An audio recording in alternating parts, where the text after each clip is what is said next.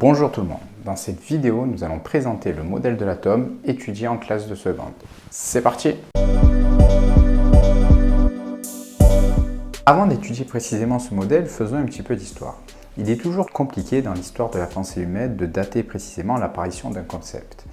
Mais quand on parle de la pensée matérialiste ou atomiste, naturellement on a envie de remonter 5 siècles avant Jésus-Christ dans une cité grecque de la Thrace antique, Abdère. Pourquoi? Car à cette époque, Leucippe aurait fondé une école avec un concept assez particulier. Donc Leucippe, dont on sait très peu de choses, d'accord? Son nom a été évoqué par d'autres savants qui arriveront par la suite, mais au sein de cette école, il y eut le très célèbre Démocrite d'Abdère. Donc les savants à cette époque s'intéressaient à différentes choses, et pour beaucoup, la matière était composée d'un élément primordial. Par exemple, pour Thalès, tout était composé d'eau. Pour Héraclite, tout était composé de feu. L'originalité de l'école de Leucippe, et donc de la pensée de Démocrite d'Abdère, était que si on prenait un élément de matière et qu'on le divisait un très grand nombre de fois, au bout d'un moment, on tomberait sur un corpuscule insécable, l'atome. Donc pour lui, il n'y avait pas d'élément primordial. Et il y avait juste des corpuscules élémentaires qui étaient tous identiques et qui étaient munis d'une sorte de crochet. Et ce qui fait que dans la nature, on observe des formes ou des objets différents n'est pas la différence de nature des corpuscules qui les composent, mais la façon dont ces corpuscules vont s'enjacer entre eux. Alors cette pensée, conceptuellement, était très atypique. Aucun de ses écrits nous est parvenu, mais sa pensée était très répandue dans le monde grec, notamment. On le sait car, après lui, beaucoup de penseurs, que ce soit de la part de Diogène de Laërce, Aristote ou autres, on a eu beaucoup de témoignages donc, de ses écrits et de sa pensée. Néanmoins, à son époque, beaucoup d'autres grands penseurs n'avaient pas la même vision des choses. Par exemple, pour Platon ou pour les pythagoriciens, tout n'était pas fait de matière. L'homme était composé en partie d'une âme immatérielle qui pouvait quitter son corps après la mort de ce dernier. Mais pour l'école de Démocrite, tout ce qui constitue le monde était fait de matière. Donc on sait que la pensée de Démocrite donc, va se perpétuer chez Épicure, qui reprendra un petit peu ses théories. Dans le monde romain, Lucrèce également présentera une pensée atomiste. Mais Aristote, qui était donc un élève de Platon, considérait lui que la matière pouvait se diviser de manière illimitée. C'est que la pensée d'Aristote va dominer en partie dans le monde occidental et que pendant de nombreux siècles, la pensée atomiste sera un peu mise de côté. Durant le Moyen-Âge, jusqu'à la Révolution française, jusqu'au XVIIIe siècle, les alchimistes donc, entre autres, s'intéressaient à la structure de la matière. Alors leur pensée était en grande partie ésotérique, mais ils avaient pour ambition, entre autres, de transformer les métaux vils en métaux précieux, de transformer le plomb en or, dit-on. Pendant la Renaissance, bien sûr, les savants vont redécouvrir des textes anciens, notamment des textes grecs, et la pensée de Démocrite, entre autres, va commencer à réapparaître petit à petit. Au XVIIIe siècle, les moyens expérimentaux étaient bien meilleurs, bien sûr, que dans l'Antiquité. Et l'alchimie, en tant que discipline, va décliner peu à peu. Et on va voir apparaître ce qu'on appelle la chimie moderne. Le français Antoine Lavoisier, donc au XVIIIe siècle, celui qu'on considère comme étant le père de la chimie moderne, va mettre au point une expérience lui permettant de conclure que lorsqu'une transformation chimique a lieu, si on établit la masse des réactifs, celle-ci doit être égale à la masse des produits obtenus. Suite à cela, on lui attribuera bien sûr la célèbre citation qui nous dit que en physique, rien ne se perd, rien ne se crée, tout se transforme. 1808, le physicien Dalton va en quelque sorte s'appuyer sur les travaux de Lavoisier et va associer à ces derniers le concept atomiste de Démocrite. Donc, il va proposer sa théorie atomiste. Cette théorie atomiste qui sera déclinée sous forme de plusieurs principes. Je vous mettrai en description différents liens qui vous permettront de vous informer sur ce dont on parle. Et notamment, le premier principe nous dit que pour lui, la matière est composée d'éléments élémentaires insécables, des atomes. Donc Thomson va étudier le rayonnement dans des tubes cathodiques et va se rendre compte que les atomes, en quelque sorte, ne sont pas insécables et il va réussir à montrer qu'on peut en extirper une particule négative. Ce sera la découverte de l'électron. Et donc Thomson va pouvoir établir son modèle de l'atome. Donc l'atome doit être un édifice électriquement neutre. On vient de montrer qu'on pouvait en extirper des particules négatives. Il va imaginer que ces électrons, en quelque sorte, baigneraient dans une sorte de soupe de particules positives afin que le tout soit électriquement neutre. Mais dans son modèle, nous avons donc un corpuscule en quelque sorte plein. On parle parfois de pudding de Thomson. En 1901, le physicien français donc Jean Perrin va proposer son modèle de l'atome et va s'inspirer en quelque sorte du modèle planétaire. En effet, dans le modèle planétaire, on a le Soleil au centre avec des planètes qui tournent autour. Pour lui, dans son modèle, donc, on aurait une sorte de noyau composé de particules chargées positivement, et autour de ce noyau donc graviteraient des électrons qui seraient chargés négativement, de sorte à ce que le tout soit électriquement neutre. En 1911, Rutherford va donc s'intéresser à la position des électrons au sein de l'atome et va donc proposer une expérience pour sonder cela. Ce qu'il va faire, c'est qu'il va bombarder une fine feuille d'or avec des rayonnements alpha qui sont chargés positivement, on le sait. Et derrière cette feuille d'or, donc, il placera un écran. Je vous affiche une image de l'expérience. Et il va se rendre compte que certaines particules vont en quelque sorte être repoussées par le noyau de l'atome, ce à quoi on pouvait s'attendre, mais il va également se rendre compte que beaucoup de particules seront détectées sur l'écran qui est placé derrière la feuille d'or. De ce fait, il va pouvoir tirer certaines conclusions afin d'établir son modèle de l'atome. Déjà, il va conclure que l'atome est composé d'un noyau très petit mais très massif autour duquel tournent des électrons de manière, d'après lui, quelque peu aléatoire. Et deuxièmement, il va mettre en évidence la structure lacunaire de l'atome. Entre ce noyau et ces électrons, il y a du vide. En 1913, le physicien danois Niels Bohr va quelque peu compléter ce modèle de l'atome et va montrer que les électrons ne gravitent pas n'importe comment autour du noyau, mais seraient répartis sur des sortes de couches électroniques. C'est ce qu'on va appeler le modèle simplifié de l'atome. On est très proche du modèle qu'on va étudier en seconde. Bien sûr, ce modèle n'est pas correct d'un point de vue de la physique moderne, d'accord ? Dans les années 60, les physiciens ont établi ce qu'on appelle le modèle standard, qui permet de décrire les particules subatomiques qui composent l'atome, mais on ne parlera pas de ça aujourd'hui. On en parlera éventuellement dans une prochaine vidéo. N'hésitez pas à me dire en commentaire si ça vous intéresse. Pour compléter tout cela, précisons qu'en 1932, le physicien Chadwick va mettre en évidence qu'au sein du noyau, certes, il y a des particules positives, qu'on appelle aujourd'hui protons, mais qu'il y a également des particules qui sont neutres d'un point de vue électrique et qu'on va appeler des neutrons, de sorte à ce qu'il y ait une forme de cohésion au sein de ce noyau. Nous allons donc ici nous intéresser au modèle simplifié de l'atome. On considère que l'atome est composé d'un noyau qui est lui-même composé de particules, donc de protons et de neutrons. Donc les protons sont chargés positivement, les neutrons ont une charge électrique nulle, et toute particule qui compose le noyau sera appelé nucléon. Donc un nucléon, c'est une particule qui est dans le noyau, donc un proton ou un neutron. Et autour de ce noyau donc, vont graviter des électrons qui, eux, auront une charge négative. Donc pour l'instant, on va plutôt s'intéresser au modèle de Rutherford. On parlera de l'emplacement des électrons sur les couches électroniques dans un second temps. Donc l'atome est un édifice électriquement neutre. Autrement dit, il y a autant de charges positives, donc de protons dans son noyau, que d'électrons chargés négativement qui gravitent autour. Deuxième chose, comme l'expérience de Rutherford l'a mis en évidence, l'atome est essentiellement constitué de vide. On parle de structure lacunaire de l'atome. Donc entre le noyau et les électrons, il y a du vide. Maintenant, nous allons nous intéresser à différentes caractéristiques de cet atome. Déjà, on va s'intéresser entre guillemets aux distances qu'on peut avoir au sein de ce dernier.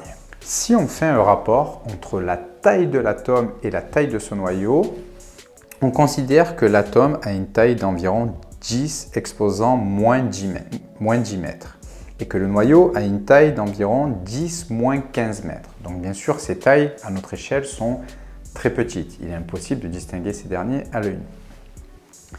Et si on fait le rapport entre ces deux tailles, quelles conclusions on va pouvoir tirer? Alors là, on se retrouve avec un calcul de puissance de 10 basique. Donc on trouve que le rapport entre ces deux tailles est de 10 puissance 5.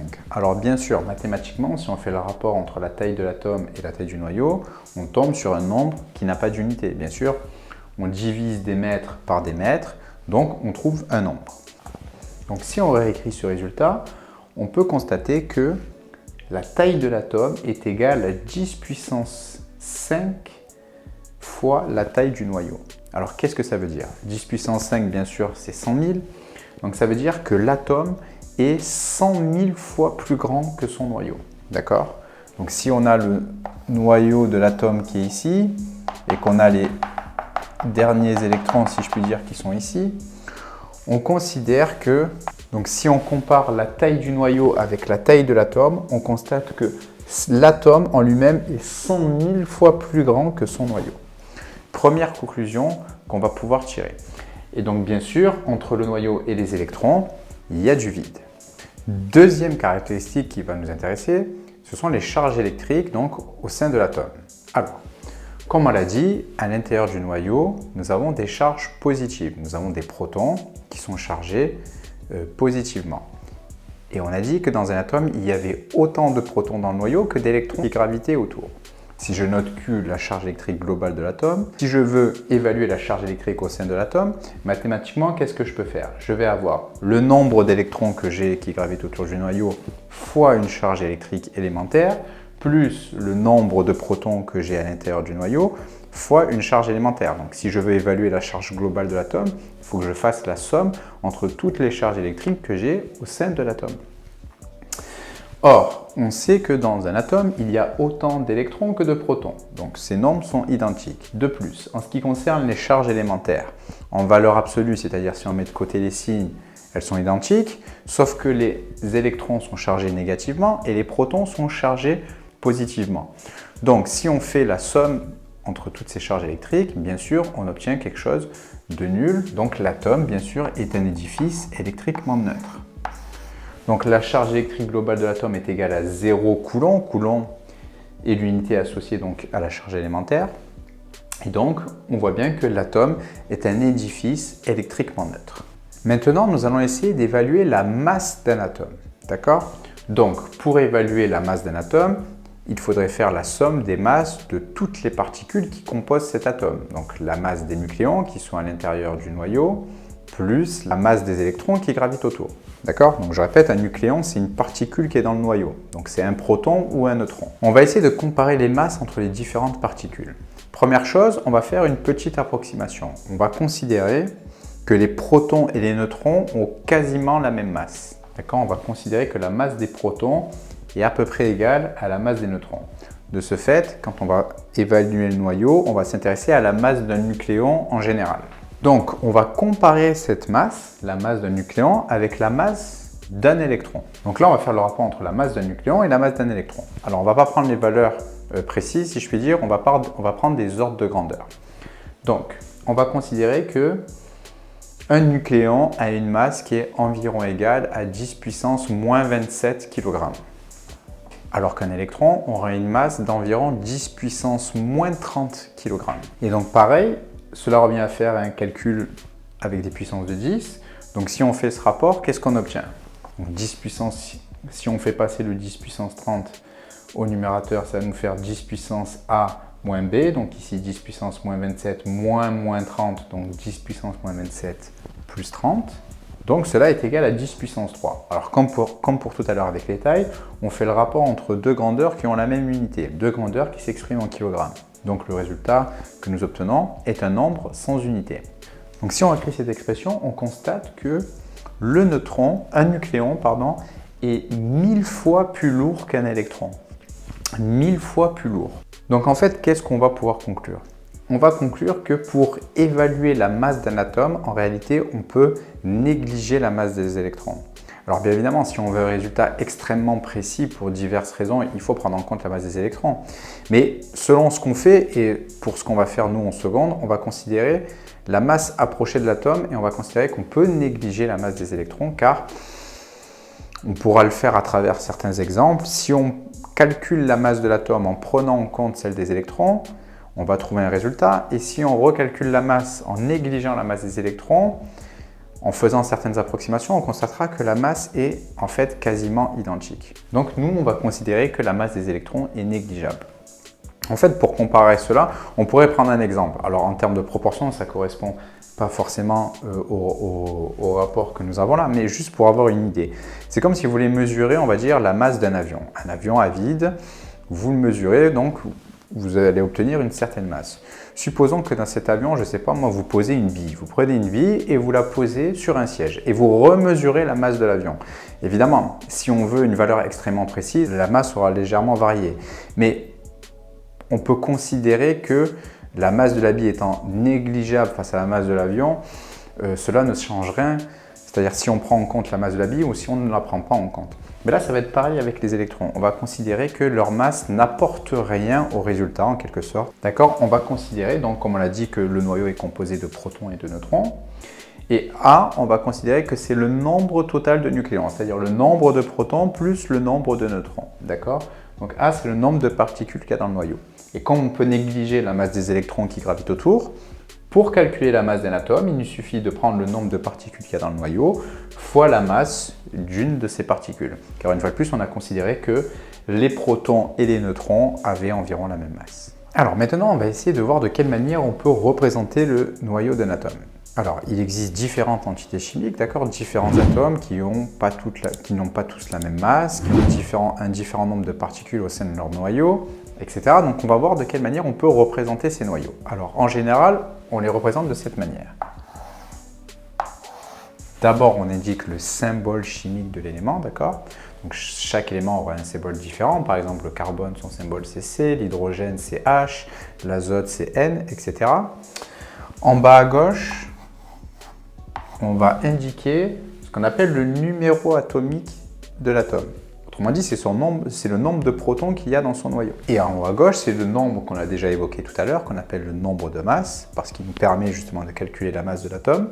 Et il représente le nombre de nucléons, le nombre de particules qu'il y a dans le noyau. Donc voilà de quelle manière nous allons noter les choses. Alors cette représentation est très intéressante parce qu'on a plein d'informations sur le noyau, donc sur l'atome même en général.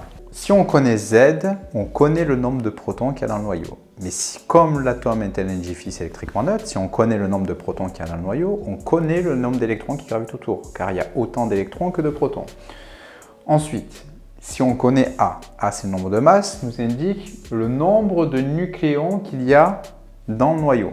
Donc si on connaît le nombre de particules totales qu'il y a dans le noyau et qu'on connaît le nombre de protons, si on veut déterminer le nombre de neutrons qu'il y a dans le noyau, il suffit de faire le nombre de particules totales qu'il y a dans le noyau moins le nombre de protons. Donc là, nous avons un exemple de représentation. Donc là, on a une représentation qui suit ce schéma. Donc là, on a le symbole de l'élément, par exemple le carbone. On nous dit que ce noyau est composé de 6 protons et de 12 nucléons. Alors ça représente un noyau de carbone. Alors là, on voit qu'on a deux types, entre guillemets, de carbone différents. Donc on a ce qu'on appelle généralement du carbone 12 et du carbone 14. Qu'est-ce que ça veut dire? Alors si on compare un petit peu ces deux noyaux, on constate qu'ils ont le même nombre de protons. En revanche, ils n'ont pas le même nombre de nucléons, donc ils n'ont pas le même nombre de neutrons. Du fait qu'ils aient le même nombre de protons et donc le même nombre d'électrons, on va dire qu'ils auront les mêmes propriétés physico-chimiques. Donc on va considérer que dans ces deux cas, nous avons le même élément chimique. Les phases de leurs noyaux vont différer parce qu'ils n'ont pas le même nombre de nucléons.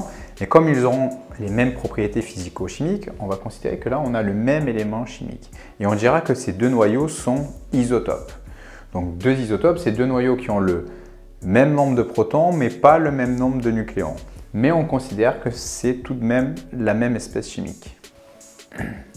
Alors, avant de continuer, on va s'intéresser à un petit exemple. On va essayer de mettre en application toutes les choses que nous avons évoquées précédemment. On va s'intéresser à l'atome de magnésium.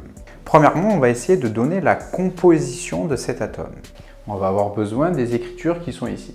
Donc là, on a le symbole de l'élément, Mg, pour l'atome de magnésium. Donc, on a son numéro atomique Z ici qui vaut 12 et son nombre de masse A qui vaut 24. Au sein du noyau, on dit que le nombre en haut à gauche nous dit qu'il y a 24 nucléons, donc 24 particules dans le noyau. En bas à gauche, Z, le numéro atomique, nous dit qu'il y a 12 protons dans le noyau. Donc je connais le nombre de particules totales qu'il y a dans le noyau, je connais le nombre de protons, donc je vais pouvoir facilement déduire le nombre de neutrons.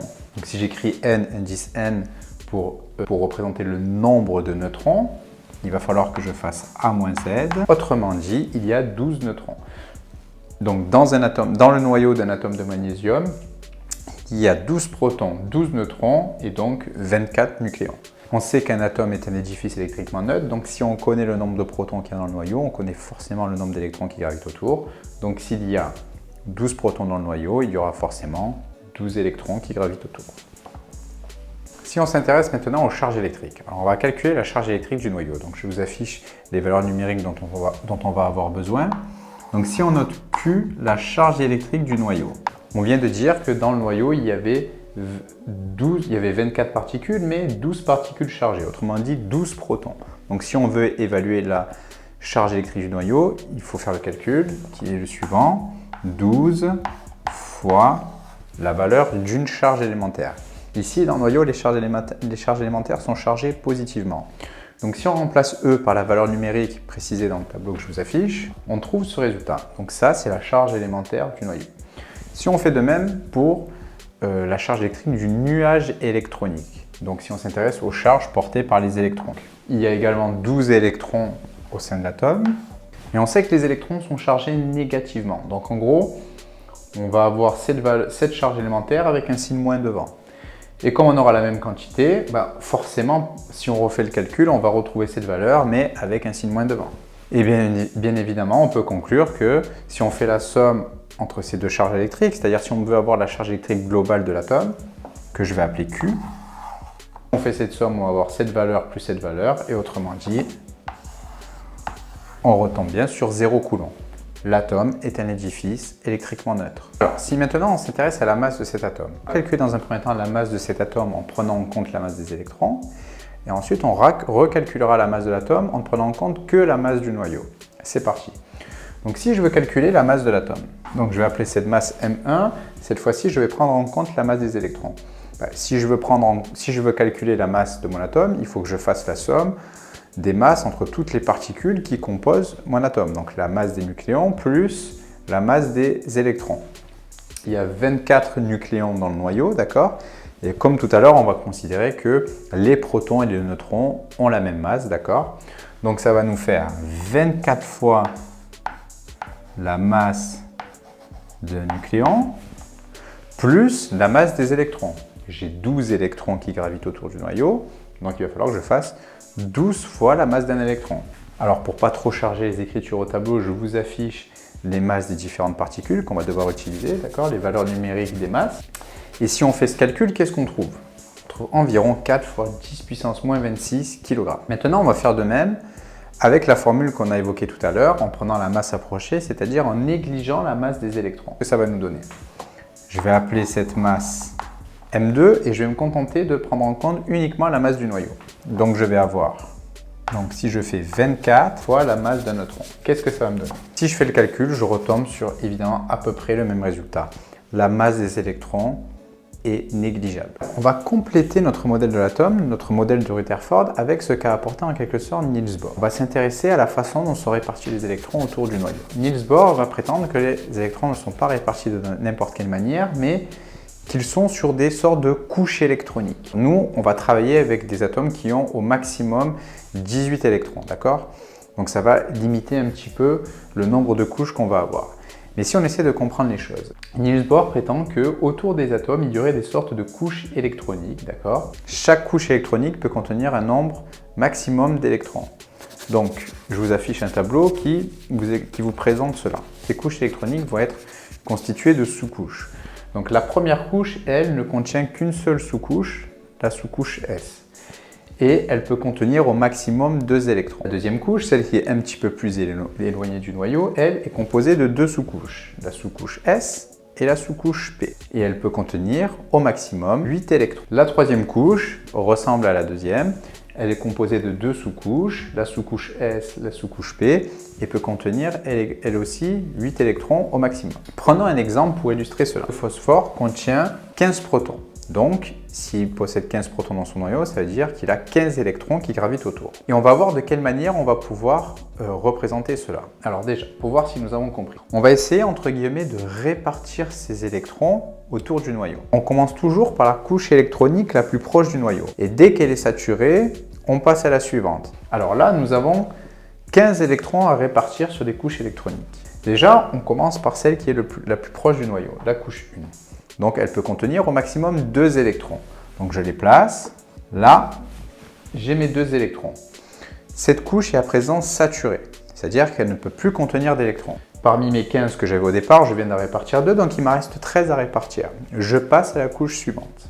Je vais commencer par remplir la sous-couche S, toujours. La sous-couche S peut contenir au maximum 2 électrons. Je les place. Elle est saturée, je reste sur la deuxième couche, mais je passe à la sous-couche P. Donc là, je viens de placer 4 électrons sur mes 15. Donc il m'en reste 11. La sous-couche P, elle, peut contenir au maximum 6 électrons. J'ai réparti donc mes 8 électrons sur la deuxième couche. 2 sous la sous-couche S, 6 sous la sous-couche P. De sorte à ce que la deuxième couche possède 8 électrons. La deuxième couche est saturée, je passe à la suivante. Donc là, si on fait un petit état des lieux, j'ai mis 2 électrons sur la première couche, 8 électrons sur la deuxième, donc je viens de répartir 10 électrons. Il m'en reste 5 à répartir.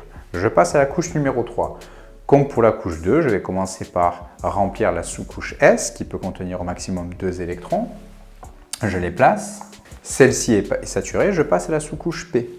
Donc là, je suis à 2, 10, 12 électrons. Il me reste 3 électrons à répartir. Je les répartis sur la sous-couche P. Alors, j'ai représenté les choses de cette manière pour illustrer visuellement ce que nous faisons. Bien évidemment, quand on s'intéresse donc à la configuration électronique ou à la structure électronique de l'atome, on ne va pas écrire les choses de cette manière. On ne va pas à chaque fois dessiner un atome et répartir les électrons. On va présenter les choses de la manière qui suit. Donc si on vous demande de représenter la configuration électronique de l'atome, il faut écrire les choses de cette manière. Alors qu'est-ce que nous avons fait? Nous avons commencé par remplir la première couche. La première couche qui ne contient qu'une seule sous-couche S et qui peut contenir au maximum 2 électrons. Donc là, on a commencé par remplir la première couche. Ensuite, nous sommes passés à la deuxième. La deuxième, on a commencé par remplir la sous-couche S qui peut contenir au maximum 2 électrons. Ensuite, nous sommes passés à la sous-couche P qui peut contenir 6 électrons. La deuxième couche étant saturée, on a rempli la troisième couche. Donc voilà ce que nous avons fait. Voilà de quelle manière on va représenter la structure ou la configuration électronique d'un atome. On explique de quelle manière les électrons sont répartis autour du noyau. Donc on commence toujours par remplir les couches les plus proches du noyau et une fois qu'elles sont saturées, on passe à celle d'après. D'accord? Donc attention, regardez. Par contre, la couche 1 contient ici 2 électrons. Attention, ne pas faire d'erreur. Quand on parle des électrons de la deuxième couche, il faut prendre en compte tous les électrons qui sont sous la sous-couche S et tous les électrons qui sont sur la sous-couche P. Donc ici, ma couche 2 contient 8 électrons. Et dans mon exemple, ici, la troisième couche contient 2 plus 3 électrons, contient 5 électrons. D'accord? Il ne faut pas s'embrouiller avec ces histoires de sous-couches. Autre élément de vocabulaire qu'on va introduire, vous voyez, dans mon exemple, alors ça va dépendre évidemment du nombre d'électrons que possède l'atome, mais dans cet exemple, la dernière couche, la couche la plus éloignée du noyau, qu'on va appeler donc la couche externe ou couche de valence, ici c'est la couche numéro 3. D'accord? Donc ça c'est du vocabulaire qu'il faut connaître. La dernière couche qui possède des électrons au sein de l'atome, c'est ce qu'on appelle la couche externe ou couche de valence. Ici, si on vous demande d'évaluer le nombre d'électrons externes ou le nombre d'électrons de valence, ici, il y en a 5, d'accord? Donc lorsque vous calculez le nombre d'électrons externes, ne vous trompez pas. La réponse n'est pas 3, d'accord? Parce qu'il y a bien 3 électrons sur la sous-couche P, mais le nombre d'électrons de valence, c'est le nombre d'électrons qu'il y a sur la dernière couche. Donc ici, la dernière couche, c'est la couche numéro 3, donc il y a 5 électrons externes ou 5 électrons de valence. Donc voilà un exemple qui permet d'illustrer cette représentation. Après, une fois qu'on a compris la méthode, c'est toujours pareil. On prend le nombre d'électrons et on le répartit sur les couches électroniques en prenant bien la peine de commencer par la couche la plus proche du noyau et une fois qu'elle est saturée, on passe à la suivante, etc. Alors avant de conclure cette vidéo sur notre modèle de l'atome, avec tout ce qu'on vient de voir, on va pouvoir classer les éléments chimiques dans un tableau. Et le russe Mendeleïev avait proposé une façon d'arranger les atomes dans un tableau. À son époque, au 19e siècle, on ne connaissait pas tous les éléments chimiques qu'on connaît aujourd'hui et il avait prédit l'existence de certaines espèces découvertes plus tard. En effet, du fait de l'organisation qu'avait son tableau, si cette organisation était logique, il avait laissé des sortes de trous dans son tableau en disant normalement, on devrait trouver des atomes qui auraient cette configuration. Et en effet, il se trouve que ces prédictions étaient correctes. Donc nous, on va s'intéresser à une configuration particulière. Donc là, je vous affiche le tableau périodique des éléments. Donc nous, on va travailler avec un tableau périodique simplifié. Alors là, je vous ai présenté au tableau une façon assez grossière de représenter ce tableau, mais on va essayer de voir les différentes caractéristiques qui vont nous intéresser pour ce tableau. Donc là, je n'ai pas fait apparaître le symbole des éléments chimiques, d'accord? Mais on va essayer de comprendre le vocabulaire qui est associé et de quelle manière il est structuré. Alors déjà, pour commencer, une ligne du tableau, on appelle ça une période, d'accord? Donc si vous entendez parler de période, si on vous demande sur quelle période se situe l'élément, en gros, on vous demande sur quelle ligne se situe l'élément. Ensuite, on va considérer que les éléments qui sont dans une même colonne forment ce qu'on appelle une famille d'éléments, une famille chimique, d'accord? Donc ça, c'est du vocabulaire qu'il faut connaître. Ensuite, comment est-ce que les atomes sont rangés? Alors là, dans les cases, j'ai à chaque fois indiqué le numéro atomique de l'élément, d'accord? Donc le premier élément, l'hydrogène, possède un proton, l'élément suivant, l'hélium, possède 2 protons, etc. Et quand on passe à la ligne d'après, donc l'élément suivant possédera 3 protons. Donc déjà, qu'est-ce qu'on peut conclure? On va essayer de comprendre de quelle manière ils sont rangés. Les éléments qui sont sur la première ligne auront pour couche externe, si on se souvient de la configuration électronique évoquée tout à l'heure, leur couche externe sera la couche numéro 1. Si on place les électrons, ici on aura un électron, ici 2 électrons, donc arrivé à ce niveau, la couche externe de l'atome sera saturée et donc lorsqu'on va passer à la ligne suivante et qu'on va établir la configuration électronique de l'atome qui possède 3 protons, on va commencer à remplir la couche 2, la deuxième couche. Donc chaque fois qu'on change de ligne, chaque fois qu'on change de période, on rajoute une couche électronique à la structure des atomes, d'accord? Donc les éléments qui sont sur la première ligne auront la couche 1 sera leur couche externe, les éléments de la deuxième ligne, la couche 2 sera leur couche externe, les éléments de la troisième ligne auront la couche 3 pour couche externe. En plus, on peut constater que sur une même ligne, lorsqu'on passe d'une case à une autre, on rajoute un proton dans le noyau, donc un électron dans la configuration électronique. Donc en fait, selon une même ligne, les éléments sont classés selon leur Z croissant, d'accord? Et de ce fait, chaque fois qu'on arrive à la fin de la période, en fait, la couche externe est saturée. Donc à la fin de la première ligne, l'hélium aura sa couche externe saturée. À la fin de la deuxième ligne, l'élément qui est ici aura sa couche externe saturée. Pareil pour l'élément qui est au bout de la troisième ligne. Et donc les éléments d'une même colonne forment ce qu'on appelle une famille chimique. Et donc les éléments de la dernière colonne, si on a compris ce qu'on vient de dire, auront leurs éléments qui auront leur configuration électronique, qui auront la dernière couche de leur configuration électronique qui sera saturée. Et ça, ce sera important pour la suite. Donc, ce qu'on verra dans une prochaine vidéo. Donc, autre élément à noter, les éléments d'une même famille possèdent le même nombre d'électrons externes, d'accord? Donc, d'électrons sur leur dernière couche, sauf l'hélium qui est une exception. Mais si on établit la structure électronique de chacun des atomes, on constatera que, alors certes, attention, ils n'auront pas la même couche électronique externe, vu que chaque fois qu'on change de ligne, on rajoute une couche électronique, mais ils auront le même nombre d'électrons externes, c'est-à-dire qu'ils auront le même nombre d'électrons sur leur dernière couche, d'accord? Et donc, ces éléments auront des propriétés physico-chimiques assez similaires, et c'est pour ça qu'on dit qu'ils forment une famille d'éléments chimiques. Donc, il faut connaître tout ce vocabulaire lorsqu'on aborde ce cours. Voici un petit exemple qui va nous permettre d'illustrer ce que je viens de dire. Si on prend des éléments de la deuxième colonne, par exemple le beryllium et le magnésium. Le beryllium qui se situe ici possède 4 électrons. Donc, si on établit sa configuration électronique, elle ressemble à cela. Donc, le beryllium a bien 2 électrons externes. Si on prend l'élément qui est en dessous, le magnésium, voici sa configuration électronique. Donc lui, bien évidemment, sa couche externe est la couche numéro 3 car il se situe sur la troisième ligne, mais on constate qu'il a également le même nombre d'électrons externes. D'accord? Donc les éléments qui sont dans une même colonne auront le même nombre d'électrons externes. Alors autre chose, on a dit qu'on travaillait avec un tableau simplifié. Donc on a enlevé certaines colonnes entre guillemets du vrai tableau. Donc par exemple cette colonne, dans notre tableau simplifié, vous pouvez voir que c'est la 8e colonne. Mais parfois, on vous dira que les éléments qui sont dans cette colonne se situent dans la 18e colonne. Car ils se situent dans la 18e colonne du vrai tableau, mais dans la 8e colonne du tableau simplifié. Nous venons de présenter le modèle de l'atome étudié en seconde. Dans une prochaine vidéo, on essaiera de comprendre pourquoi le fait de connaître le nombre d'électrons externes d'un atome est important. Ça va nous permettre d'anticiper le type d'ion qui va former et comment les atomes vont pouvoir se regrouper entre eux pour former des édifices plus gros qu'on appelle molécules. Si ça t'intéresse, n'hésite pas à me le préciser en commentaire. N'hésite pas également à t'abonner pour ne rien rater. Et je te dis à bientôt.